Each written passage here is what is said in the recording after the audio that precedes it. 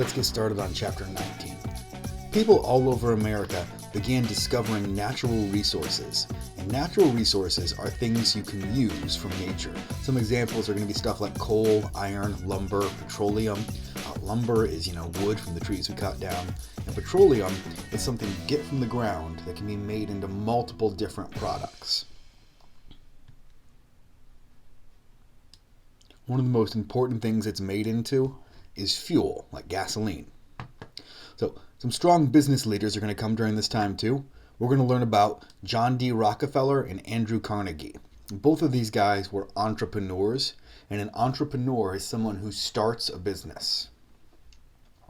They're going to play a huge part in our country's, growing and the changing of the industries and the factories and what people do to make a living. So Andrew Carnegie was traveling around the country, and he saw some companies making bridges out of wood. And he realized there was a flaw. If you make a bridge out of wood, wood eventually rots and has to be, rebuilt. Then one day he saw a company building a bridge out of iron instead. And iron was better than wood. It was stronger, but it still wasn't the perfect solution because iron has some flaws. If you leave iron out in the elements, in the rain, it's going to rust and it's going to break eventually too. So he knows that it's better than what's being built, so he starts a company called the Keystone Bridge Company to build bridges out of iron. So he started to realize that iron wasn't the best, like we just said. It's going to rust, it's going to break, it's stronger than the wood, but it's not perfect. He knows there's a better material out there, which is steel. Steel is stronger than iron, it's flexible, it can bend without breaking, and it's going to be a better product all around because it doesn't rust, so it's going to last much, much longer. The problem is, steel is incredibly expensive. Nobody is using steel to make, big projects because it's super expensive. It's pretty much only used for jewelry and other luxury items back then. It's not like today where we have everything made out of steel. Like you go in your kitchen, you pull some forks and knives out of one of the cabinets, those are most likely made of steel. Back in the 1850s, two men had figured out a way to make steel a little bit cheaper. A guy named William Kelly and a guy named Henry Bessemer. Both figured out a way to heat the iron and to blow cold air into it, and this would allow all the extra stuff, all the bad stuff to burn out of it, and it would make that iron into steel.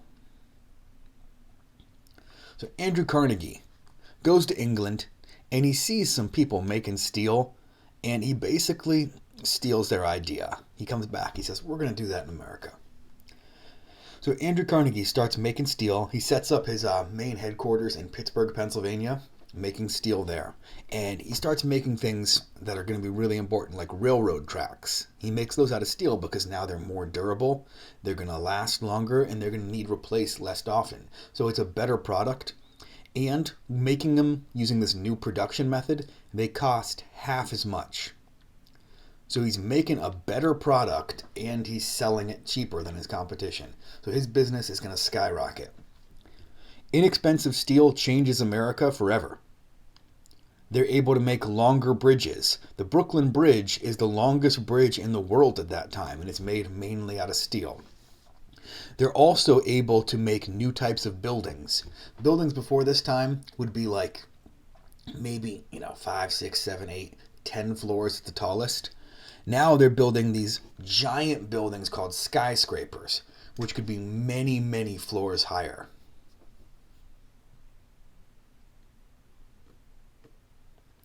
So Andrew Carnegie, makes a ton of money off of steel. He becomes one of the richest men in America, and he's not stingy with his money.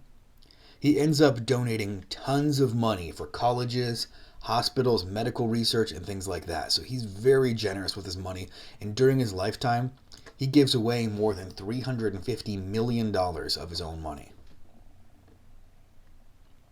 Okay, so now we're going to go on to lesson 2, talking about John D. Rockefeller, another entrepreneur. So there's a stream called Oil Creek in Titusville, Pennsylvania, and Oil Creek is called Oil Creek because the water was full of oil, and everyone thought this place was a dump, because oil was worthless. It would ruin the water, you couldn't drink the water. Most people believed it wasn't worth anything. Then a scientist figured out you could take that oil and you could make it into something they could burn in lamps and lanterns for light. A guy named Edwin Drake travels to Titusville, Pennsylvania, and he says, you know what? I'm going to drill for oil and try to make some money. Drilling for oil is a little bit of a gamble, though, because you have to figure out where you're going to drill, set up, use your big equipment, and drill everything. And after days and days of drilling, you might not ever find any oil, so you wasted all that money. So you're taking a gamble. Edwin Drake tries to drill for oil, and his first attempt, he doesn't find anything. It's unsuccessful. Eventually, he does find oil and makes a good amount of money off of it. So something similar to the gold rush in 1849 is going to happen in Titusville. People hear about this guy making some money off of the oil, and they want to do it too. And soon, tons of people are coming to Titusville looking for oil. They start calling it black gold because you can make a ton of money off of it if you can find enough. Once you find the oil, you can't use it yet. You have to turn it into something. So if you were able to drill and find oil, you'd have to load it up on a train, put it in some barrels, and send it off to a refinery. And a refinery is the place where they would take the oil, clean it of all of its impurities, and make it into something usable. So John D. Rockefeller, he travels to Titusville, Pennsylvania, and he sees everybody drilling for oil, and he knows he can make some money off of this. But he doesn't want to drill for oil because he knows that's risky. If he drills and he misses, he's losing all of his money. He says, you know what? I'm not going to do that. He knows that everybody drilling for oil needs somebody to process it, to refine it. So he decides to get into that business instead. He creates a company called the Standard Oil Company of Ohio, and within 10 years, it's one of the most powerful companies in the world. It's the most powerful oil company, and he's incredibly rich. Basically, what he does is he can get rid of every one of his competitors. He's got so much money. He's the main guy selling oil, so he could basically set his prices wherever he wants. In the early years, most oil was turned into kerosene, which was used to light up their houses. But in the 1900s, the electric light bulb is going to become more common, and they're not going to need this kerosene anymore. The main thing that the petroleum starts getting used for next is gasoline. And that's going to come up in a chapter or two. Okay, so how did businesses change? Before the Civil War, most businesses were only owned by one person or by a small group of people. So most businesses were small, little businesses. After the Civil War, they started organizing into things called corporations. And a corporation is a company owned by tons of people. Have you ever watched like the stock market, on the news where they show all the little numbers going up and down? Everyone who invests in the stock market owns a small piece of that company. And if a company grows, your stock becomes worth more. If the company goes out of business, your stock becomes worth less. So Andrew Carnegie and John D. Rockefeller both get criticized because their companies get so big and powerful that nobody can compete with them. When nobody can compete with you, it is called a monopoly. So the way to think about what a monopoly is, we'll say that one of you guys opens up the only gas station in Youngstown. You're the only gas station for 50 miles. No one else is selling gasoline. You could set your prices wherever you want. You can make your gasoline $6 a gallon. And some people are still going to have to buy that gasoline off of you because they need to put gas in their car and there's nowhere else they can do it. Now, if I opened up a gas station right down the road from you and set my prices for $2 a gallon, everyone's going to be coming to me. But if you have a monopoly, there's no other business competing with you. You're the only one selling it, so you could set your prices as high as you want. So corporations are usually a safe way to form a business because individuals are investing the money, and it's not like one person is going to lose their entire life savings off a corporation. Anyone who invests money is called an investor, and the money they give to a company, hoping it's going to grow, is called capital. So how did these companies become larger then? So Andrew Carnegie and John D. Rockefeller were always trying to grow their company to make even more money. Andrew Carnegie does not want to depend on anybody else to produce his product. So Andrew Carnegie's the guy making the steel. He relies on the mining companies and the railroad companies to dig out the iron ore and bring it to him so he can turn it into steel.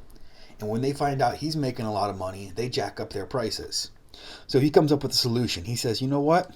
I'm just going to buy those companies too. So he buys the mining company, he buys the railroad company. Now, no one can jack up the prices on him because he owns every piece of his company. That's called vertical combination. So when you buy everything that you need for your company, if you open up a restaurant selling hamburgers and you buy the farm that makes the beef, you buy the dairy that makes the cheese, you buy the bakery that makes the bread, you're going to buy every single piece of the company. That's going to be called vertical combination. John D. Rockefeller does something a little bit different. He decides to get rid of all of his competition.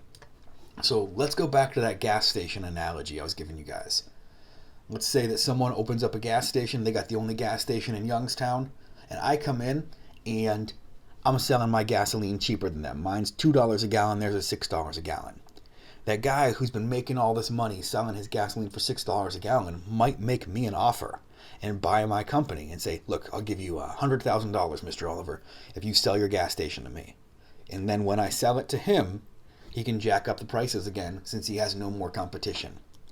That's called horizontal combination.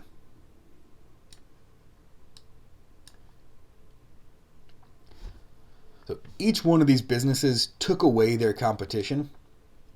And another word for a monopoly is called a trust company.